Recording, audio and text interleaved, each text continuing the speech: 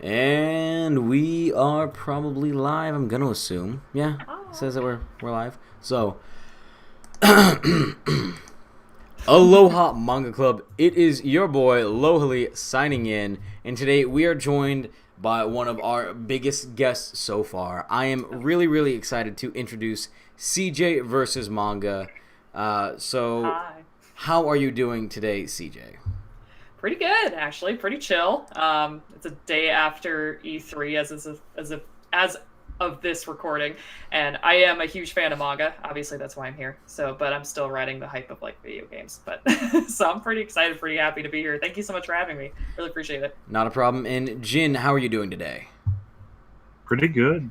Just Only trying to read through some more manga. I mean, you have like, even at 1%, that still leaves you at 47 TBR. So that's a lot. Yeah, that's a Yeah. really good it's a really good ranking system. Hey, That's sometimes I like to Measuring system jump rather. up. I like to just walk over and I can sit there and be like, hey, what do I want to read today? Oh, this one looks good. and it usually is.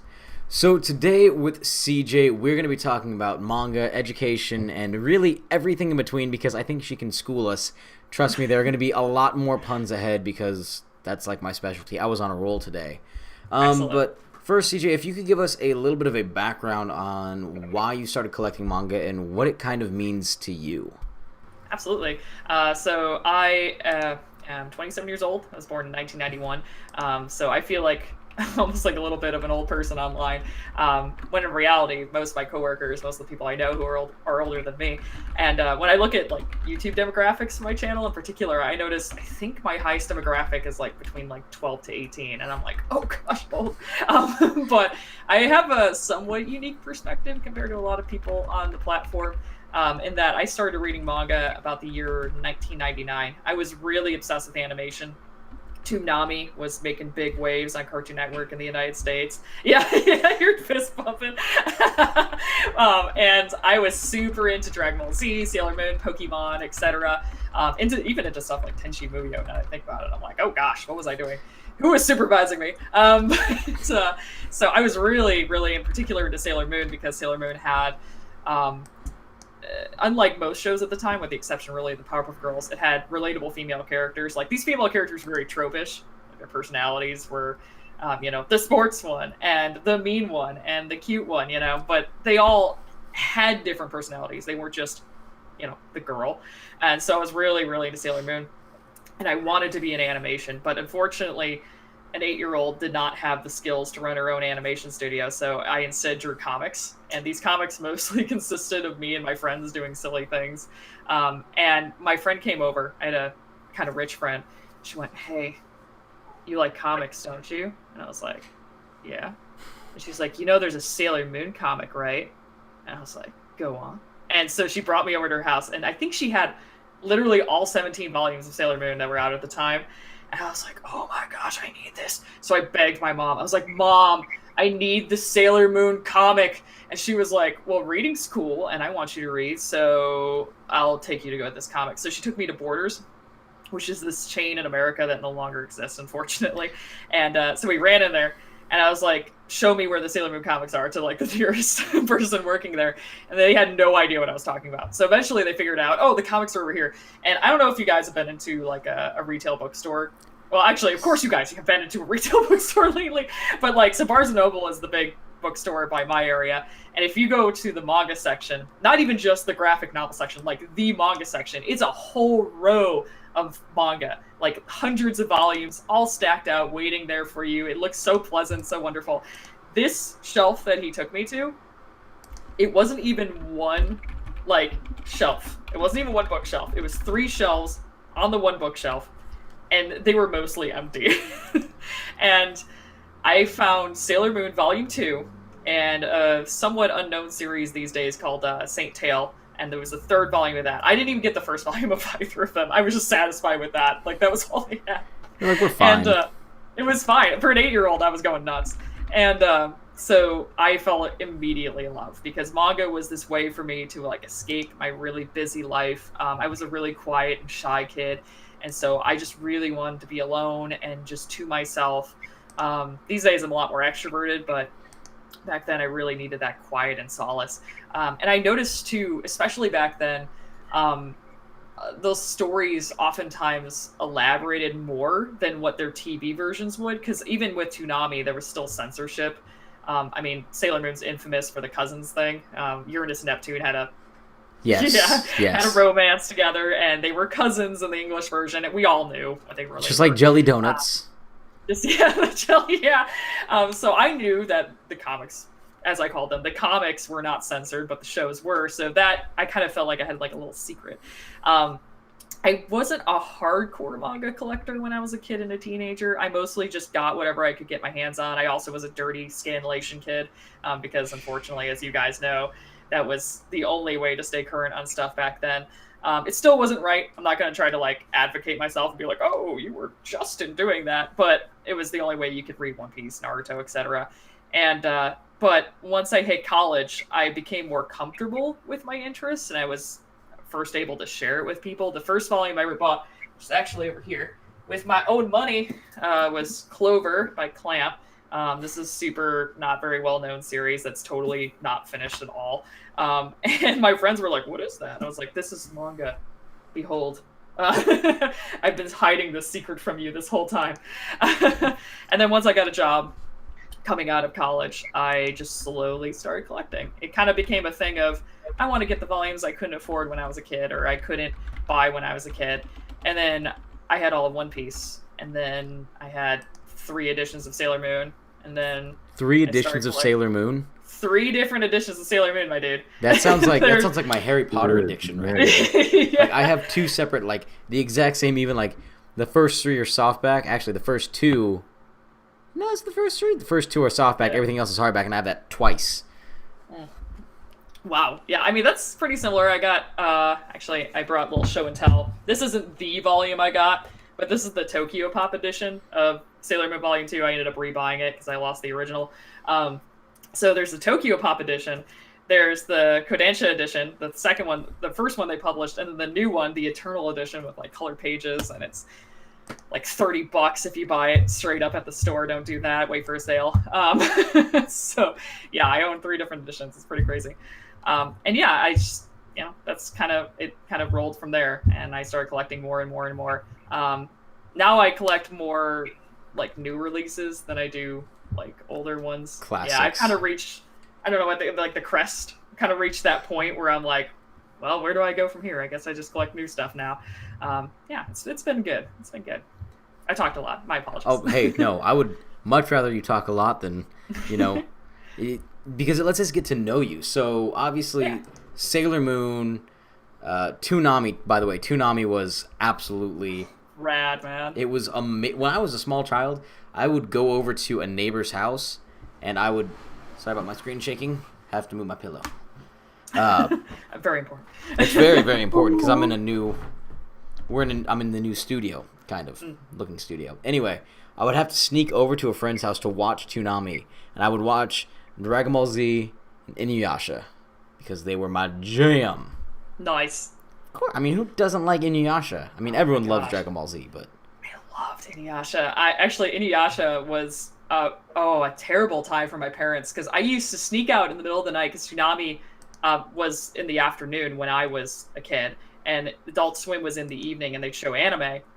I'd sneak downstairs in the middle of the night just to catch Inuyasha, and my parents were like, they're so angry. They're like, go to bed, like actually sleep. And my dad was like, wait, why don't we just get our VHS tape recorder? And so he taught me how to do it. We'd put the VHS tape in, he'd press record, and it would just record Adult Swim. So I'd go home after school, watch it, and had a lot of sleep ever since then. that sounds amazing. Yeah, I would have to sneak over to like friends' houses and things like that because we didn't have cable growing up. So that was all that we did. So, like, with your 3 editions of Sailor Moon, which one is the best edition? People will tell you the Eternal Edition is the newest one, and I would pretty much agree with them. You got colored pages, you got really nice printing. The page quality is like super glossy and super nice. But I will say that the older editions, like these ones, even though they like Americanize the characters' names, and obviously the translation's not great, these ones are like just cute. I like them. They're probably my favorite of the bunch just because they're so old school. You got like it's kind of might be hard to see, but you got this like awful like text box here that's like just jutting into the art, and it's just so abhorrently beautiful. Yeah, they call so Sailor Moon's name is Usagi, which in Japanese means bunny. They straight up just call her Bunny in this edition. They just straight up translated that. They're like, it's Bunny. Her name we're is done. Usagi. But it's Bunny. Yeah, so her name is actually Tsukino Usagi, or Usagi Tsukino to us, which literally means rabbit of the moon. And the author was not subtle. So, You're saying the author didn't have any subtlety in naming all these people? Sports shocking, Girl I know. and Bunny. Wow. Absolutely shocking, I know. I really wish they would have done this with like Bleach, because it would have been hilarious seeing Ichigo all the time as Strawberry. Oh, I know, right? Actually, Like, I would. What? I want to get a fan translation of like the characters' names, and that's the only thing that they change. Everything else is like really good translations, but the names are their exact literal meanings. Yeah, that would get really super confusing. Like, I love Bleach. Don't get me wrong. I think actually a few times, correct me if I'm wrong, they straight up call him a strawberry, don't they? They do, just because Yeah, they joke about it. they're like, come on, Strawberry Head. And I'm like, Yeah. but when I was younger, I mean, I didn't know that his hair color was like orange, so it always threw me off. I was like, why are they calling him Strawberry Head? Like, Yeah. That This threw makes- me off with What? Reborn, that series. Oh gosh, it's been so long since I read Reborn. I can't remember the character's name, but one of his Don't best look on the friends. shelf. What's that? Don't look on the shelf. It's right there. Oh, it's right there. One of his friends, one of his like closest friends, he had like the guy with the medium length hair and the guy with the black short hair. The guy with the medium length hair, one of his best buddies. I thought his hair was red, like reading the manga, and then like I see a color page and it's gray, and I was like, oh, it's the wasn't that the Explodey guy? Oh, Yeah. I can't remember quite what his abilities were, but that made me. I was so like bothered by that. Manga can really throw you off with colors. Like I think in one of the more recent One Piece characters, Toko, who I won't talk much about her because obviously it's like one of the most recent arcs the most recent arc that she's in. Like her hair looks black in the manga, but it's straight up pink on the volume cover. And I was like, oh, okay. Cool, man. Oh, he's looking for his Reborn. Thank you. Thank you, dear Paladin. The guy. Yeah. Yeah, that guy, right in the middle, that guy. Yeah, Thought his hair was red. Gokudera. Heiharu Yeah. Gokudera. Wow. Gokudera. I should have remembered a name like that. It's literally been probably more than 10 years since I've read it, though, to be fair. It's such a weird series because it's only like a third or halfway translated in English. Like they Really? yeah, it's not completely translated. Oh, shoot. They do a lot of series like that are just not, which bothers me as a collector because like it's complete. I was like, guys, you left out. You literally stopped it. Like Shaman King is the best example. They Yeah. stopped in the middle of the final arc for Shaman King. They're like, we're done. Oh. I think I remember that, actually. Like, I I sat remember there- people getting really mad about that. They're like, yeah, we're done. I was like, you have like 6 more volumes. Yeah, but we're done now. And we're done. Doing. We're not making as much money as we were before. I'm Right. done. I'm That's- done. That's rough. You Like, know how you know how your I- series are if they drop them. Oh, it's tough, man. Yeah. I have a Live the Final Evolution, and in the Volume 8, it's like, tune in for Volume 9, and it's like, there is no Volume 9. You guys dropped it. I don't know. Okay, CJ, I haven't ever asked this question before, but I figure I might Okay. as well ask it now. All right. Is it worse to have a series most of the way translated and then dropped, or not translated at all? I would say the first. I would say most of the way translated and then dropped, because at least there's a chance for it to come back. You know what I mean? Like, because if there's enough interest, well, I guess technically you could say the same for the latter. Well, no, because then the latter implies I would never be picked up again, or ever, rather, in the first place. Because like I have so many series that I enjoy that I can't buy in English. You know, I can only buy the Japanese versions to support the series. And like for the longest time, Land of the Lustrous, which Mhm. oh my gosh, I will like I feel like I'm like a prophet for Land of the Lustrous, like going around being like, read it, you know, like, everyone to me. But now I don't feel like I have to do that anymore because it's super popular now. But for the longest time when I was consuming that manga, I could only support the Japanese release. And I thought to myself, I'm like, this is never going to get into English. It's too weird. It's too obscure. Nobody's going to like it. And it kind of blew up after that, which I'm so grateful for. But then there are other series like Tepu is one of my favorite sports manga. I don't know if you guys have read that. I haven't read it, but I know about Tepu. Yes. Yeah, it's basically a sports manga from the villain's perspective. Like this Naruto chick, like joins this high school that this other girl's at, and this girl's like amazing at sports. She can do no wrong. The Naruto chick ends up beating her in a mixed martial arts match. She's like, "Oh well, if you're so good at sports, why don't you fight me?" And so the main character loses to the Naruto girl, and she's like, "I suck at martial arts. It's the only thing I suck at. I'm gonna become the best in martial arts so I can kick her butt." Like that's that's the whole manga. That's okay. So I remember actually reading it. I don't know why I didn't have to save it under name because the one girl who's super good at everything is like she's really tall, like and she's really really good at everything. But the only reason why she lost is because the other girl had put more time and effort into her thing for literal years. But then the MC, the bad guy, who's our protagonist, antagonist, our anti-hero, literally starts to practice more and more and gets real good real fast. I've gotten about halfway through that one. It's so good. And unfortunately, it abruptly ended. I think it got canceled, if I'm not mistaken. But I'm almost certain we'll never get that in English. As much as I love it, it's probably never going to happen. But who knows, you know? So, yeah, that's a really tough question, though. I mean, I guess I would rather own some than none. And I mean, that's my thing is I am excited because as Uchu, I can never say. Sorry, I apologize. As Mr. Shelf said, Beck itself was basically cut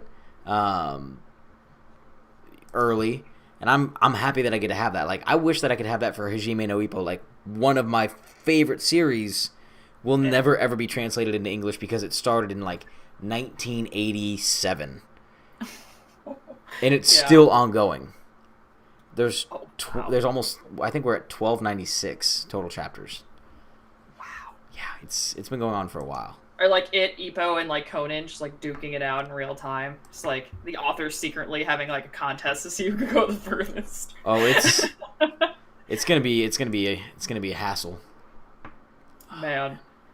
Yeah, I got a couple buddies who read Ippo, and I'm like, how do you do it? I don't know. I mean, all power to you, but I've read it 3 times so far. Wow. Whoa! All hail. There are some days where you just gotta sit down, you gotta power through, and you're like, you know what? I need a good like fighting manga. I need it to be not necessarily wholesome, but I don't want it to be like ridiculously stupid over the top. And you gotta go with a good sports one or a good mixed martial arts. And Ippo has this really amazing story arc that follows a kid in school who basically wants to figure out what being strong is, and it's a way that he gains confidence in himself. And it's a great story, and it follows like real world physics. It's not like he's unbeatable. It's not like he's incapable of being injured. He's an everyday guy who just happens to be pretty good at boxing. I love it so much. What about you, Jin? Would you rather not have a series translated at all, or have it mostly translated but canceled before it's all the way done? I would definitely not want the third option, which is them saying it's complete and then lying to me saying it's complete when there's still more going on. You know, like you said with Shaman King, it's kind of like, this is the ending right here, and you're like, is that all? Really? Why? I collected 32 volumes for it to stop with 6 left. Man, child. I mean, you know, I'm one of those people that I like.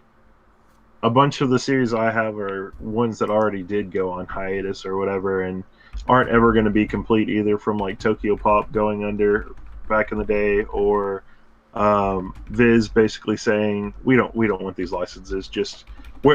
Guys, let's just shove this under the rug. We never even made these. Okay, let's just put them under the rug. Just like Kurohime and Zatch Bell and Dragon Drive, they're like, we don't even claim these anymore. We never owned them. Well, I own. That never happened. I think I own volume. I think I own all of Dragon Drive right now. That's translated, 1 through 14, I believe. But That's it. That yeah. one actually got completed. Yeah, Zatch Bell. I'm sad about because Zatch Bell is such a like fun fighting coming of age story for me. Like it's really really weird, but it's super super fun. I know. I did my rewatch of the anime, and I was like,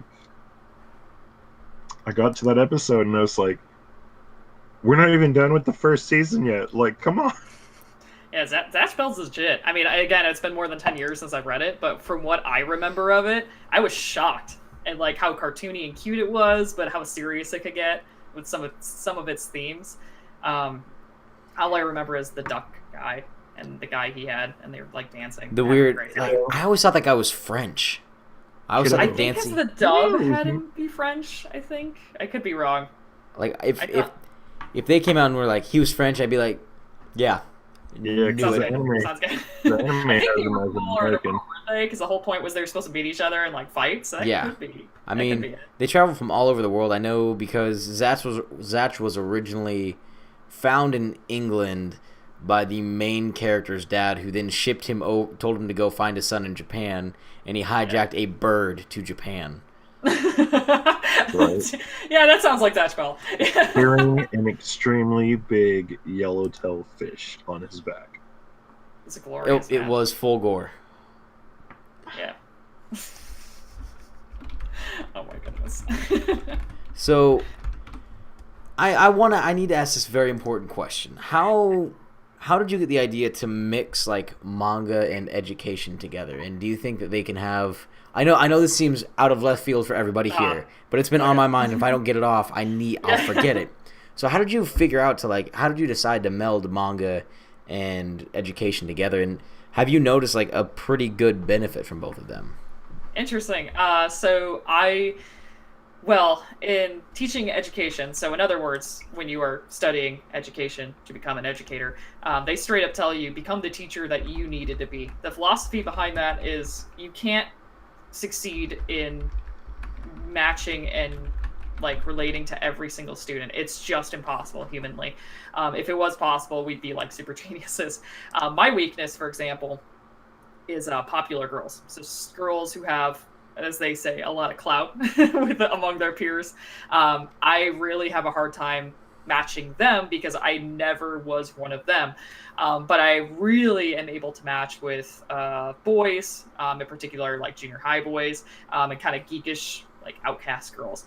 And so I thought to myself, I was like, when I was this kind of geeky outcast girl, didn't talk a lot, what was something that I would have loved for a teacher to be able to do? And of course that was read manga and talk to me about manga.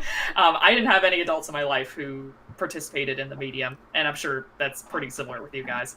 So I looked into, first off, I was studying just education in general. I was coming in as a new teacher, and in the United States, for people who aren't in the United States, we put more emphasis on English and math for standardized tests. It's an ugly thing that you kind of just have to deal with.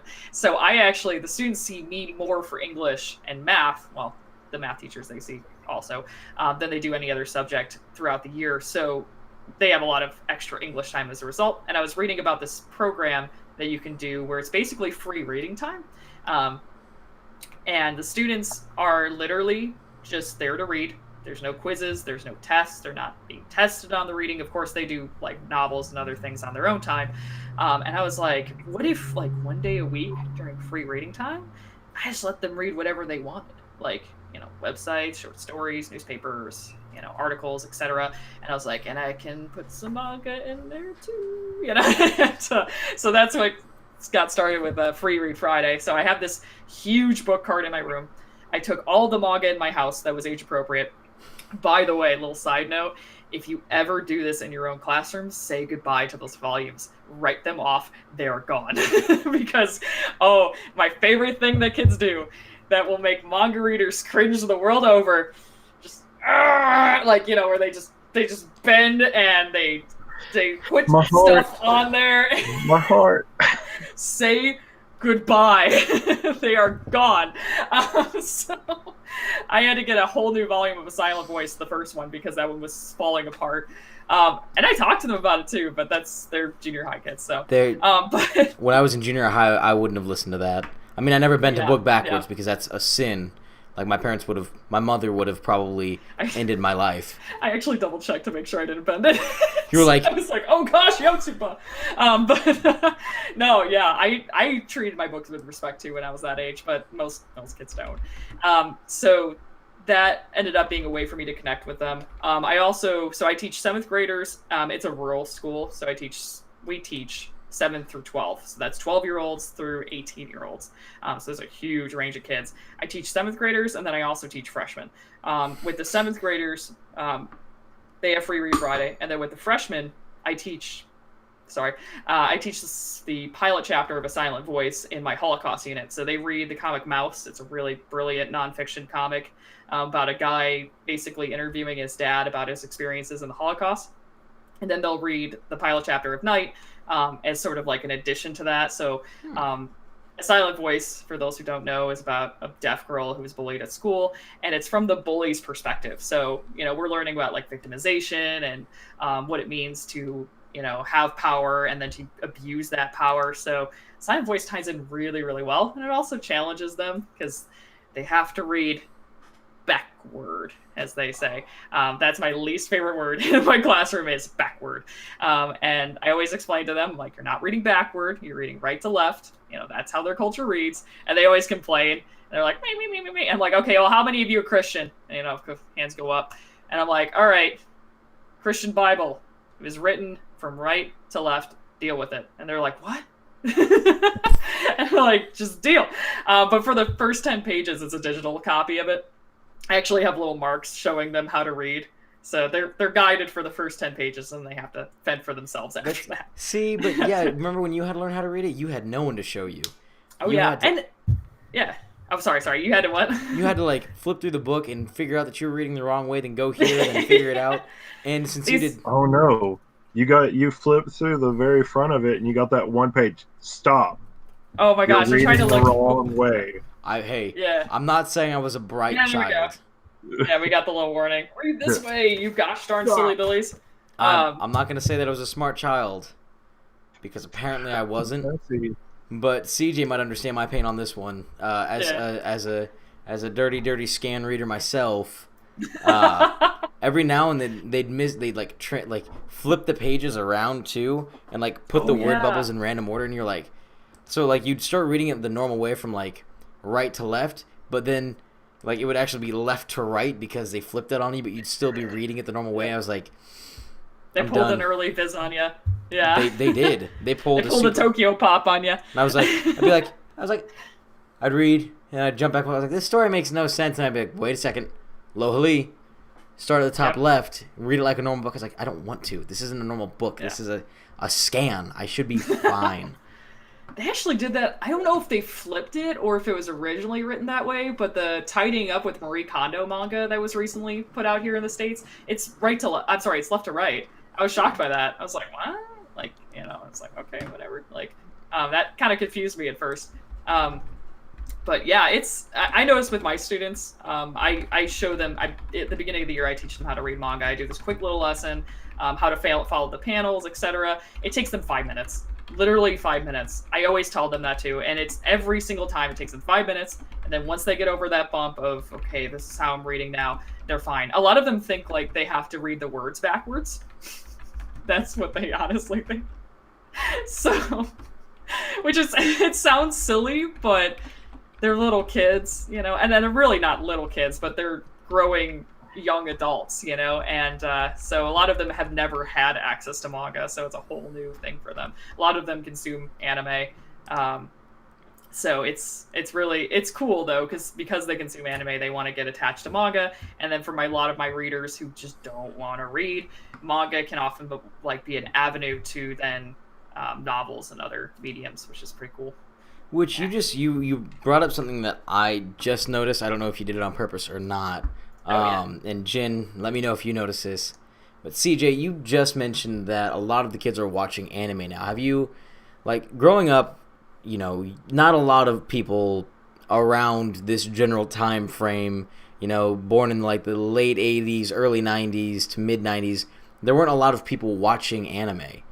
Do you feel like now, since you get to be around the youth, the children, the lifeblood, have you noticed that they do partake in anime more and they talk about it more openly than what we would have had the chance to?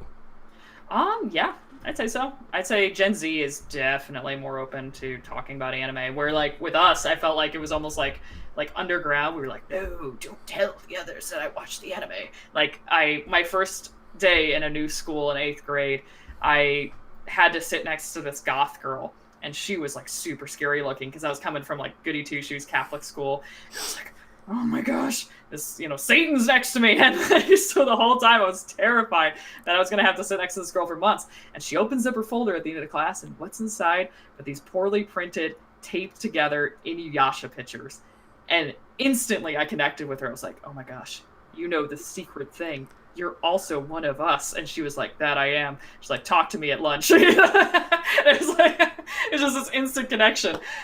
Whereas it's not really underground anymore. Kids openly talk about One Punch Man. They love One Punch Man, Seven Deadly Sins, Naruto, not even Boruto, straight up Naruto. That's because Naruto is the bomb. Yeah, and the kids know it. I mean, no offense to Boruto, but they can tell it's like a sequel, and they're more interested in the main story. My Hero Academia is huge. In fact, I just got volume 19 in the mail recently, and I was only planning on collecting up to volume 8, and nope, the kids convinced me to buy more. So they're really, really, I think just in general, Gen Z is like less afraid to share who they are. Like they're more confident in themselves, which a lot of people think, like Gen Z is like scared and they're babies and they want safe spaces and goo goo gaga. But the reason why they think that is because Gen Z is more comfortable with sharing those aspects about themselves. Like never before have you had a kid who's like confident enough to tell you he doesn't want to present in front of the class. You know what I mean? He's brave enough to tell you straight up that he is too scared to present in front of the class. It's almost like an oxymoron, It's like a paradox. Actually, like that's back the then, word. Like back then, if we had said, "Oh, I can't present in front of the class," like I'm too, like, and you admitted that, she'd be like, but you were brave enough to come tell me you're fine. Yeah, you'll be fine. Yeah. So Shay actually wanted to ask you a question. She said, Shay, oh my gosh, hi. How has collecting for your classroom affected your collecting at home? Oh, sweet peaches. That's a great question. So I would say that I feel like almost like I'm like the secondary part to like the package delivery, because I order most of my stuff. I live in a rural area, so I order most of my stuff online. And so like My Hero Academia will come to my house. Oh, hooray, I have My Hero Academia. Okay, put it right in the car so I can take it to school tomorrow. Like, it feels like I'm just kind of just bring it there.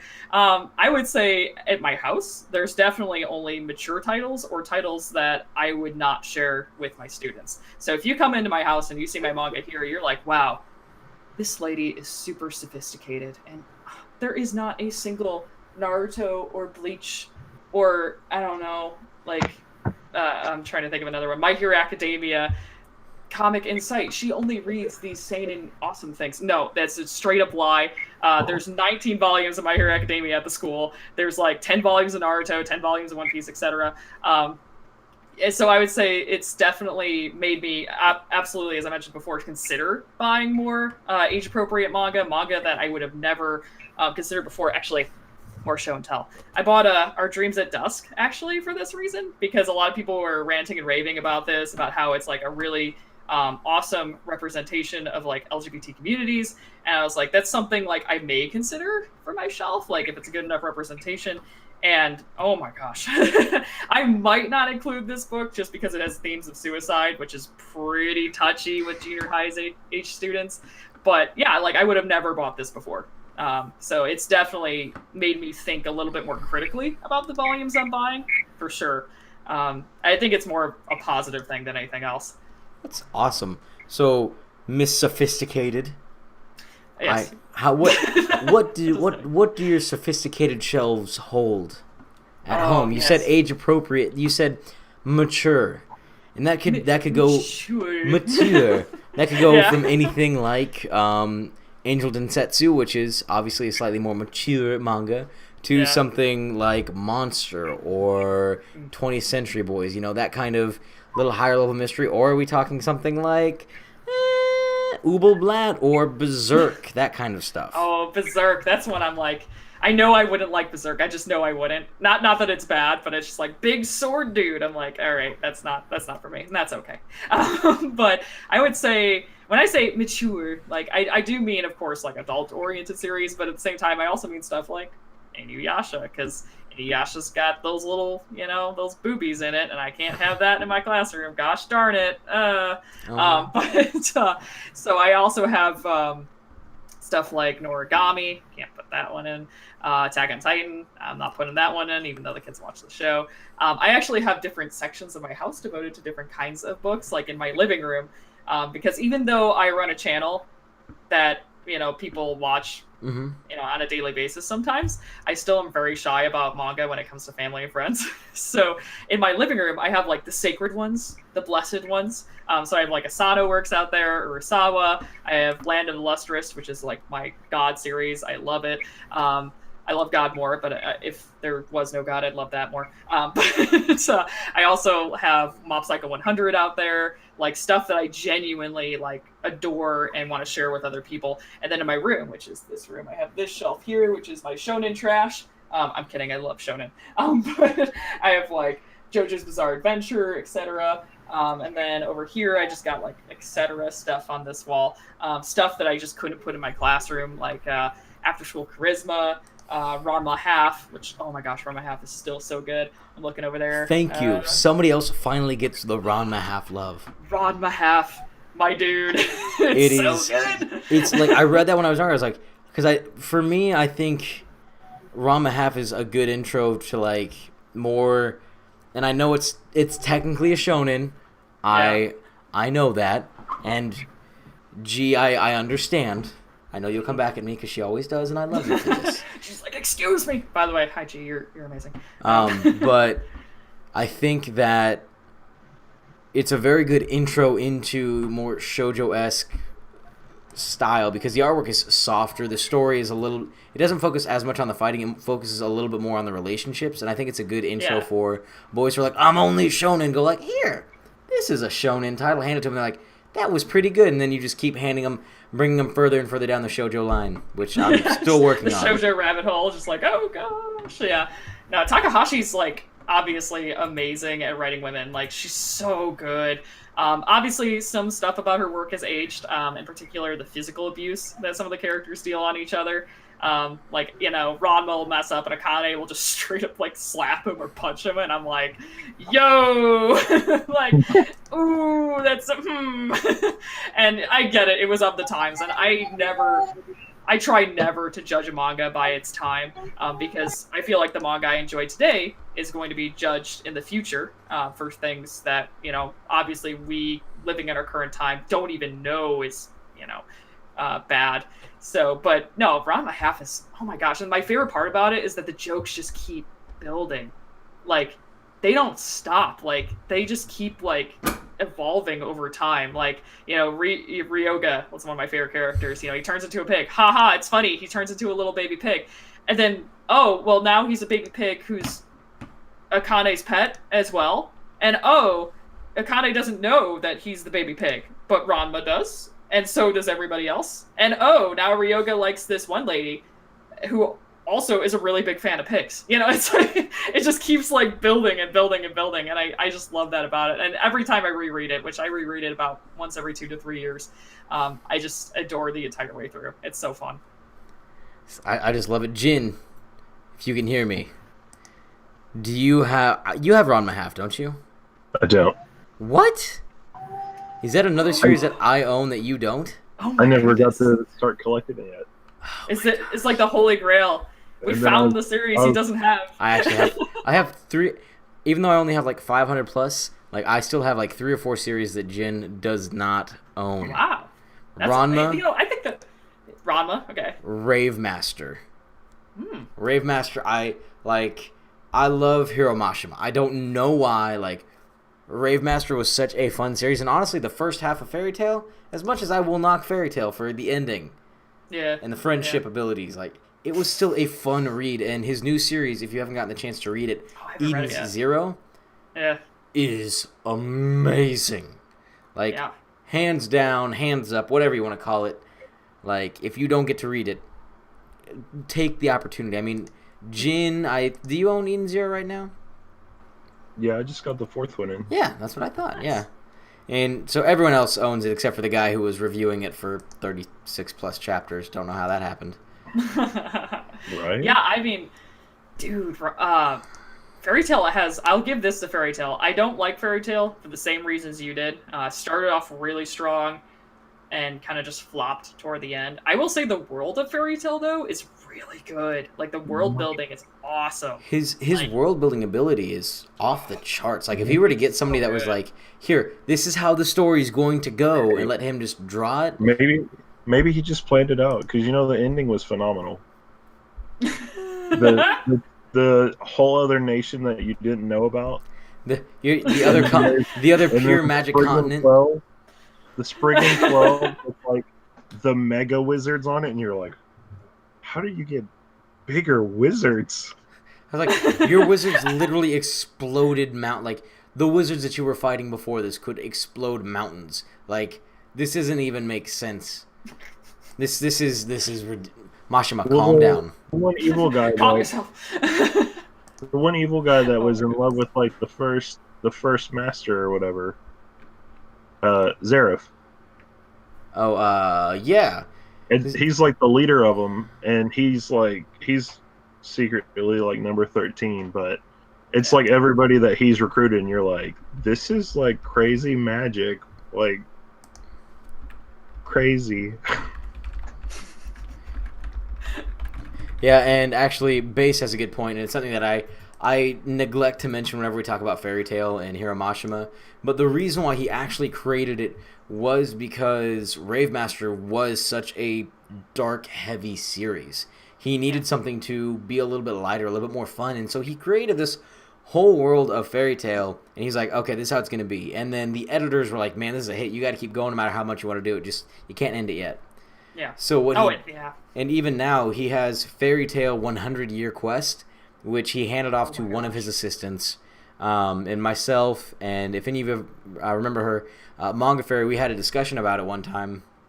It feels off because it's not by the same author, so the way that Mashima draws his eyes is just so unique to his style. Like, if you don't do it just right. He's done that a couple times, though. He handed off Ice Trail, which is about Gray, and Blue Minstrel, which is about Windy, and those ones are totally different because, I mean, the art is totally different. The stories are laid out different. How about the tone? Like how the characters act? Do they act any different? Gray acts pretty close to the same as his past self, but Wendy seems almost like a whole new character because how mostly she piggybacks on Carla, her little cat, kind of leading her through life. That one kind of seems, because she was the main character, she had to kind of strap on that backpack and move forward with it because the series wouldn't progress without that. Though I do know, I'm pretty sure anyway, correct me if I'm wrong, Base Senpai, Mashima still has his hand in most of the story, so the character shouldn't change that much. I'm 90% sure he still has his hand in Rave Master, Fairy Tail 100 Year Quest, but I could be wrong on that one. Yeah, the ones that he focused on were Fairy Tail Zero, and the Gaiden series, which there's only 3 for that. But the other, and maybe Fairy Tail S, but all the other ones are done by, I think, assistants and other people. Yeah.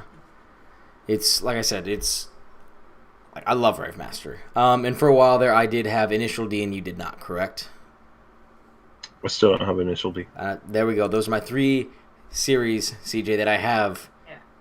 Okay. So who really has the better collection? Hey, but you don't think about it. This guy, obviously. You don't have Monster Soul? for being a Mashima fan, you don't have Monster Soul, You- and you don't have his little short story book, Mashima's Playground. I'm sorry. Ooh, he's calling you straight out, dude. Yeah, but see, this is where I pull it in. He buys new and used. I basically exclusively buy used from in store. So you really want to go there, Jen? We'll go there. But just remember, if I have these, I'm telling you, if you half price books, if you're watching and you want to sponsor me, I would totally do it. That's my I love half price. I live in Kansas City, and we have 4 half price books. I only go to 3 of them. I know, but I only go to 3 of them because the one furthest away from my house, roughly, they do one practice that I don't agree with. They will actually bundle their manga together and make it cost more than if it wasn't bundled together. Ooh, that's dirty. And it's like the other stores, some of the other stores won't bundle together, or if they do, they'll get you I got. So this is gonna be super embarrassing. I ended up buying Rurouni Kenshin volumes 1 through 27 as a bundle, and I got them for a total of $55. What's embarrassing about that? I ended up selling them after I read volume 1. Oh. Sorry, I don't mean to laugh at you. It's just the way you said it. Oh. It's brutal. It was brutal. I bought all the volumes. I've read, and again, precursor. I think the author is a terrible person. I would not buy any of his series brand new, and I will never ever do that.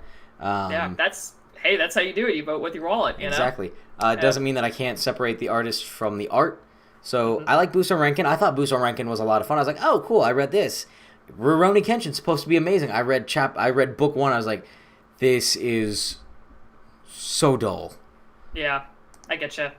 I actually, as a kid, I read it too, and I wasn't attached. I mean, I have a lot of not really respect for the author, but respect for the series because my boy Oda, the author of One Piece, was an assistant on that series, and so I'm like, oh.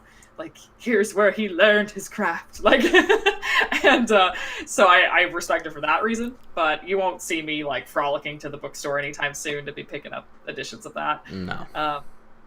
Yeah, that was a rough go. There are some series that I've read that I'm like, this is supposed to be an amazing, enthralling series. Vinland Saga, I think I read it and I really enjoyed it until they got to, some random point, and then I just stopped reading it. There's some series that I've just done that. I was like, this is a great series. Got to one point, I was like, never mind, this is a trash series. Just in the garbo. Trying to think. I mean, sometimes, it's not something the author can help. If a series gets canceled, I don't think this was the case with After School Charisma, but you can kind of tell that the author either didn't know what to do toward the end of that one or kind of got rushed into the ending because it seems like there's a lot of build up and then the characters go, and I guess we'll solve the plot now, and it's like, wait, what? Huh? And then it's over. Well, it's just it's just like Bleach. Yeah, Bleach is a great example. It sounds really, really weird. They've both forced Kubo to extend the story, and then they forced him to cut it short. They're like, you got 3 chapters. I was like, what? Because in America, we were so used to Bleach being synonymous with the big 3. It was Naruto, Bleach, and One Piece. And in America, I'm gonna be honest here. One Piece was kind of lower level. No, it was. For me, One Piece is number 1 out of those 3 for sure. But for most of America, it was a lower level. So whenever we see Bleach being talked about, why was it canceled? Well, because it was number 12 in a magazine with 13 spots. Yep, right. It was rough, man. Poor Bleach. It's weird too, because back in my Yarhar Fiddly D pirating days, I read Bleach, Naruto, and One Piece all in one summer, and so I read them in the order that I thought I would enjoy them the most. So of course, first I read Naruto. Obviously. Then because as a growing kid, I could relate really well to Naruto. It's like, oh, he's an outcast, and oh, he's got a demon darkness in his heart, and so do I, right? Were you listening to My Chemical Romance when you read that at the same time? Yes! Oh my gosh, yes. Evanescence, My Chemical Romance, it was my jam. And so I read that one first, loved it, I was like, this is the best. And then I read Bleach, and I was like, this is the best. And then I read One Piece, and my eyes were opened. I was like the Buddha. You were like, I was wrong twice before. this is the best. This is, and it's funny too because I remember thinking at the time I was like, I literally said the same thing about both Naruto and Bleach. Am I wrong? And of course now I know. No, it was literally just because One Piece was the best at the time. I literally, the chapter I caught up on was Gear 3. Like, if that's not one of the most hype places to get caught up on, I don't know what is. Like, yeah, for those who don't know, that's like an amazing thing. Inez Lobby was where I got caught up. Yeah. I got caught up with, so for a while there I didn't read any scans, and I didn't go to the bookstores to read anything. I got caught up after the Marineford. I got caught up at the Marineford arc. You talk about heartbreak. I got caught up in the middle of that, and I got like, it was like right before that scene is when I got caught up too. So I was like, oh man, everything's going really good, and that scene hits, and I was like, yeah, Oda, what you doing, man? Like, bring it back in. Like, Oda, if Oda has one weakness, like, I love Oda, I love his storytelling ability, I love his artwork, but I think his artwork is what puts most people off of his story. They think it's I would agree. super childish, but then I'm like, yeah, but he doesn't have to exaggerate his characters because since they're always exaggerated, it's not like he's changing his art style to do humor. It's just built in. Like the NL face where the eyes pop out and the tongue goes curly Q. I was like, I can see that happening in World. Like, but we're in like Bleach or Naruto when they suddenly become a random stick figure, I was like, that doesn't fit. Yeah, that doesn't fit now. Random complaints, I know. Yeah. I will say that chapter, which you know what we're talking about if you read One Piece, because I don't want to spoil that, the very end of Marineford. When that chapter came out, I was a freshman in college at the time. It's funny because I can actually map out my life to One Piece arcs, which makes me so mad because I have 9 volumes of One Piece on the comic shelf in my classroom, and every time I'm like, hey kids, check out One Piece. And like, this is really good. And no, they just don't want to do it. I think it's Luffy. I think it's the art style. I think it turns them away. Same with Magic Knight Ray Earth by Clamp. They don't want to read it because the art style. So no, anyway, I was a freshman in college, and I used to eat dinner with this girl 3 times a week. And so I read the chapter, and my heart just went like that. And I came down to eat dinner with her at the cafeteria, and she was like, what's wrong? And I was like, it's hard to explain, but I've been following this story arc for about 1 to 2 years now, and I didn't expect it to go like this. It was like literally like, it was almost like as though I'd witnessed some kind of great tragedy. Well, like One Piece has made me cry. Like, I'm man enough to admit it. I cried when I read the Going Merry scene. Oh, that was rough for me too. I'm not gonna lie. Like, between the 2 scenes, between the Marineford scene and the Going Merry scene, the Going Merry scene is so much harder on me emotionally. Really? That's interesting. It's really weird because for me, like, you get to know the Going Merry over the course of 400 plus chapters compared to what happens in there. I mean, you get to know the character, but it's more of a secondary motivation for our main character instead of an actual character themselves. Now, I'm going to pull an English teacher on you for a moment and tell you why I think the Marineford scene is actually more emotional. The reason why is because you're not feeling upset for the guy who died. You're feeling upset for Luffy. Yes. That's what it is. That's what it is. I think. Yeah. Like I said, I think it'd be almost 2 different emotional scenes. One is an acceptance of, and you can almost see it as a way of like, the Going Merry scene is an analogy, and Oda probably didn't mean to do this, and we're all probably reading way too much into this, but it's an analogy for growing up, letting go of your, I don't want to say childish habits, but letting go of your childhood to become something better, to become what you can be, what you need to be to grow and mature. And so it's letting go of your childhood, whereas compared to you're literally losing somebody that you know and love and care about. I think that would be, it's probably reading too far into it, but I think that's what I would. No, I think that's what he intended on. Yeah. I think it's probably just everything built up during that area, with Whitebeard, and then, the whole talk that Garp has to give Luffy about, you can't stop this, it's coming, Oh, the Garp's reaction to the whole thing, that actually hurt me brutally.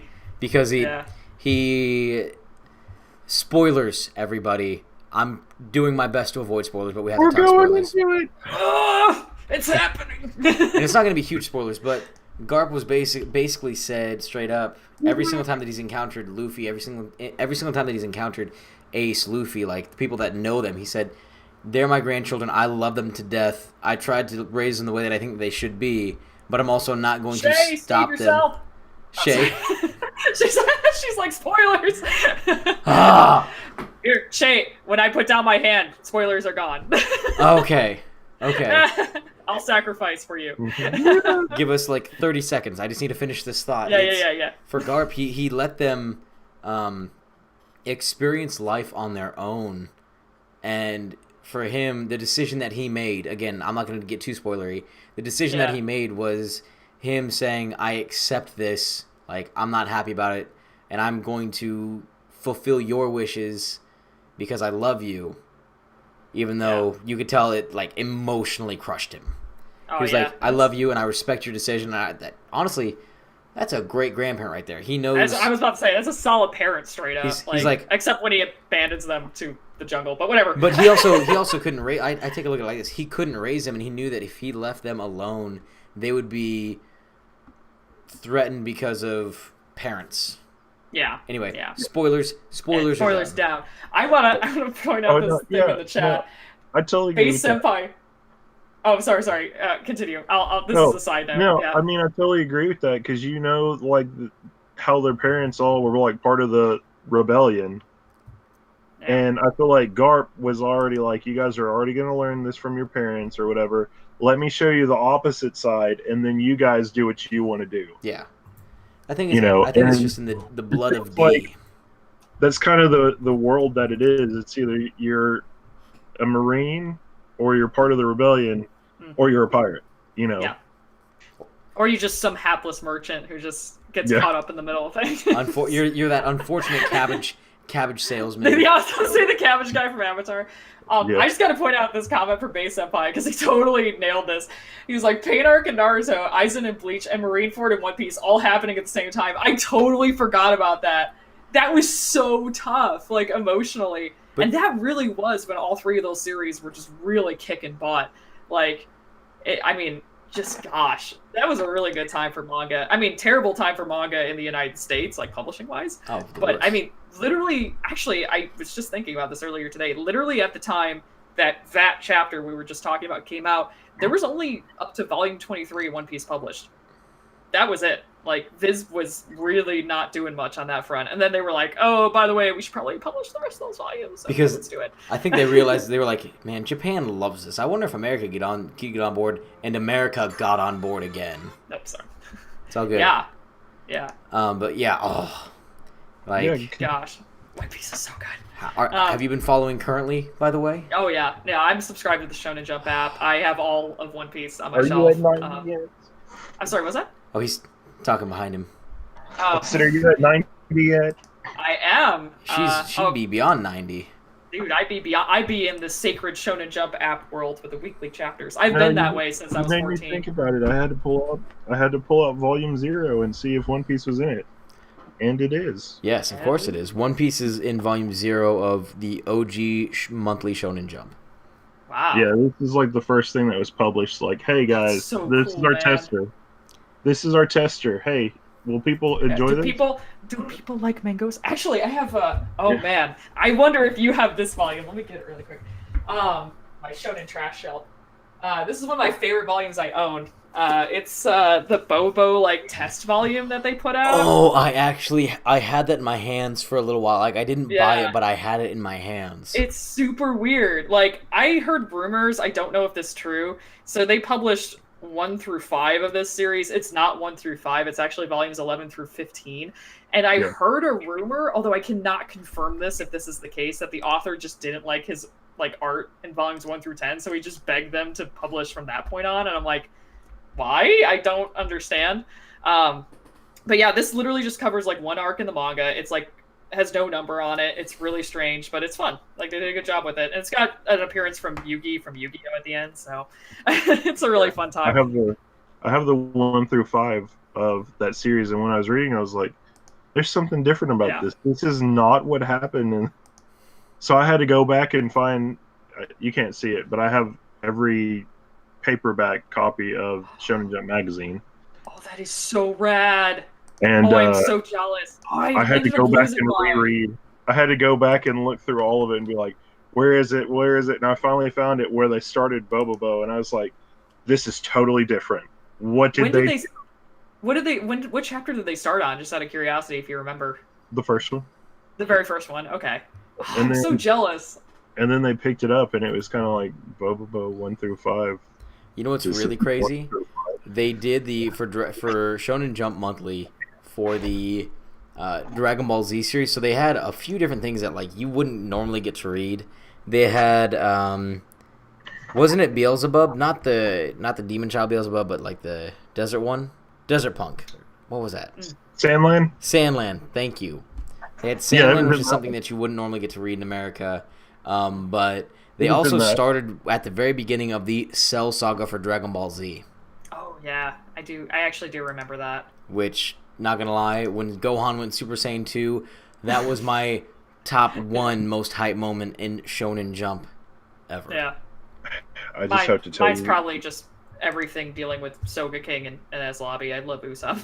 it's probably what I hated. Well, that was my first issue of it, was where they first got to the island, and it's the guy stuck in the treasure chest, and he's pulling him off the island, and I was like, this is so weird. Okay, he's in a Yes. treasure chest. Yeah. Yeah. Oh, I love when people are like, and then, they make like crap theories about that guy where it's like he's actually the One Piece and like stuff like that. oh Or like no. he's actually the most powerful character. That's like But anyway. saying that Crocodile is Luffy's mom. First off, that is true. Those are facts right there. Oh, I see where this is gonna go. I must like make people so mad because every time I see a crocodile post on Twitter, I'll write a comment. I'll be like, "Oh my gosh, I love Luffy's mom." People are like, "What? What?" Yeah. You have to like it's not like you have to be in the forums. It's not deep in the forums, but I love the Crocodile is Luffy's mom meme. It's so funny. Okay, really quick for those who don't know what we're talking about. There's a joke theory. It's not serious, but there's a joke theory because this character, I'm trying to remember the character's name. He's based on- Ivankov. Yeah, Ivankov. He's like, or she. He doesn't really have a discernible gender. I'm just gonna say he for the sake of the conversation. He says he's like, "Hey, Crocodile has a secret, and I'm one of the only people who know about it." And so people are like, "What if the secret?" Because his ability, Ivankov's ability, is to change people's gender. He's fluid, literally. He can change into whatever gender he wants. And so people are like, well, what if Crocodile was once originally a woman? And then it just kept going from there to the point where the end of the theory says, and you know why Crocodile is Luffy's mom, right? Because crocodiles eat their babies.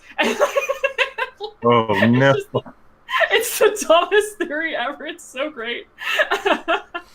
I'm totally subscribed to that theory. There are so many One Piece series that are true. Shay has another question. Yeah. I saw What that. are your feelings about shoujo and josei? So, oh my goodness. Gosh. Let me just give you a tiny little bit of a story just to clarify my position on these two demographics. So when I was younger, my mom was very concerned about me because I acted unlike any female member of my family, both immediate and extended.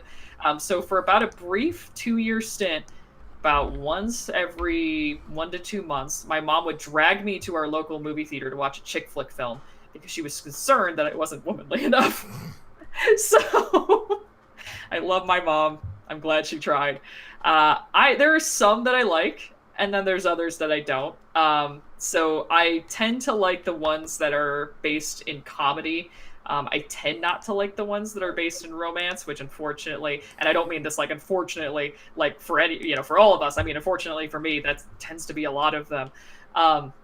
So a big one that a lot of people talk about, I actually listened to your talk with Simply G, and she talked about this, is Princess Jellyfish. I love Princess Jellyfish. And so Princess Jellyfish is just about like a group of otaku women who live in this house. They literally call themselves nuns. And I loved that story. I thought it was hysterical. I typically also like josei, I think a little bit more than shoujo. Although again, it depends because I love that magical girl trash. I just love it. Anything with magical girls, man, you just spoon feed it to me, and I'm just like, that's good. So like, I think Cardcaptor Sakura's shoujo. I could be wrong. It is, yeah. So like Cardcaptor Sakura. I don't know if Magic Knight Rebirth is either. Oh gosh, my ignorance is showing through. Forgive me. But I mean, it really just depends. My biggest thing is I wish I was more into shoujo and josei. I really do. It's something that I've always wanted. It is a shoujo. It is. Yeah. Oh yes, thank you, thank you. So Magical Girl Apocalypse. Yes or no?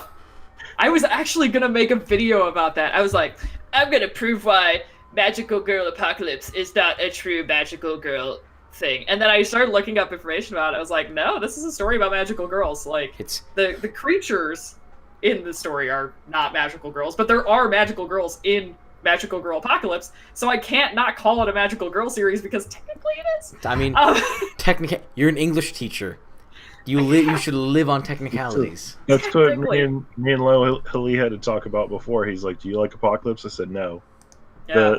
The time skip, I hated it. Magical Girl site though, I'm all for it. I hear that one's better. Like, I mean, I'm not interested. I'm just gonna be straightforward, but I hear it's better.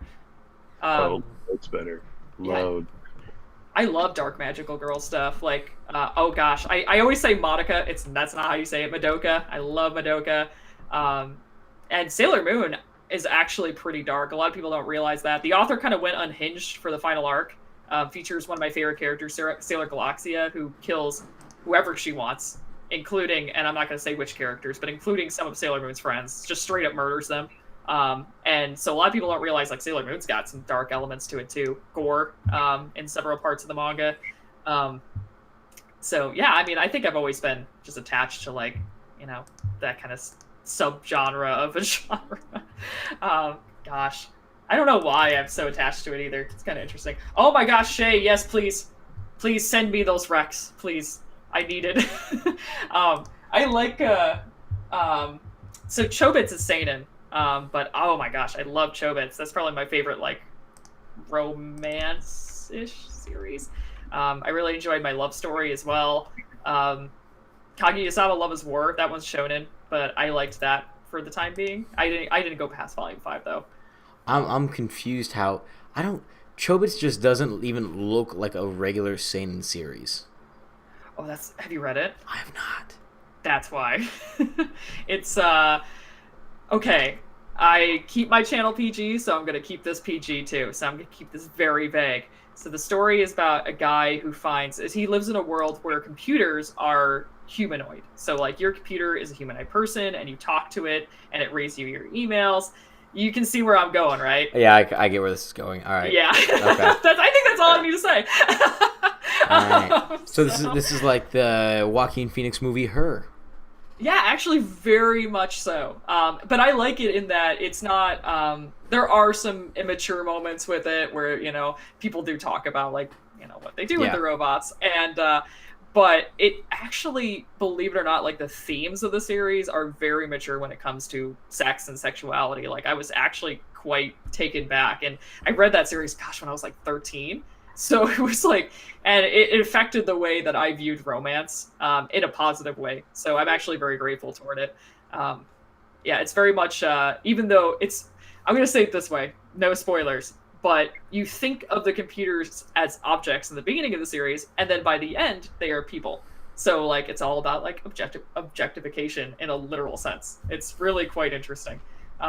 So yeah, very much enjoyed that. So anyway, we are coming up to the end of our hour. We're a little over, but we started some late, so it's fine. Dude, that went fast. I know. That's what we're here for. That's what Jin and I specialize in, making hours go by very, very fast. That was sweet.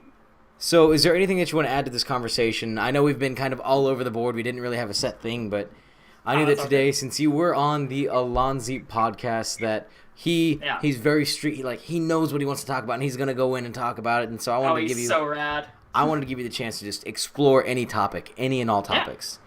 So I have one final question for you today.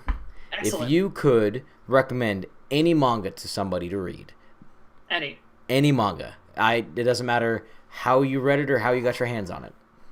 Oh man.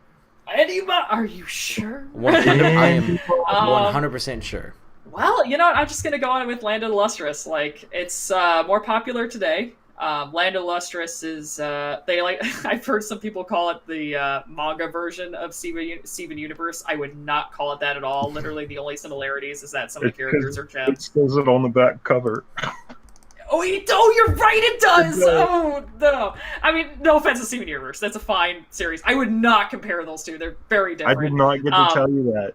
So when it first started coming out, I was getting it, and then it seemed like right at like volume 5 is when everybody's like, "Have you read this? It's so good." I was like, "I read it from the beginning. You don't have to tell me that." I've already been there. I have seen, the winter. But I love the character because it's so I teach mythology, and we talk about the paradox of Theseus's ship. So I'll be really quick. So Theseus's ship, Theseus and his bros go sailing around the world, and as they're sailing, pieces of their ship fall apart, and they constantly are repairing their ship to the point that when they come back home, every single part of the ship has been replaced. So the question is, did they come back on the same ship, or is it a new ship? And for those who've read Land of the Lustrous, you can see how this fits in. As the main character starts to lose pieces of herself and is getting new parts and is getting new experiences and changes to her personality, is she the same person or is she a new person? And it's thematically, I mean, you think about your own life. Like, am I the same person 10 years ago? Am I the same person 20 years ago, 30 years ago? And it really, in my opinion, is one of the most profound philosophical series I've ever read. So yeah, 10 out of 10 would recommend. Get ye to Land of the Lustrous. Perfect. Dang. Which I wish I'd known that you had taught mythology, because I love talking, like... Oh, dude, hit me up. Though I get half of my information from the Percy Jackson series, which is surprisingly accurate. Oh yeah, that's a great start.